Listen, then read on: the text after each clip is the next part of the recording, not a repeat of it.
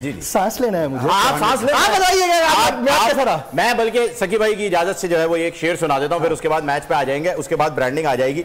बड़ा ही मतलब जज्बाती शेर है, कोई इसमें तफरी वाला कोई अंसर नहीं, बहुत ही जज्बाती।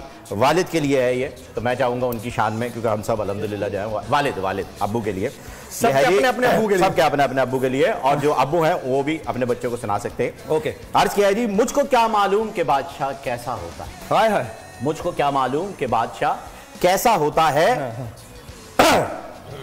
मुझको, मैं भूल गया ना, मैं पढ़ तो लूं, एक मिनट रुकें। हाँ, मुझको क्या मालूम कि बादशाह कैसा होता है, सच कहूं तो मेरे बाबा जैसा होता है।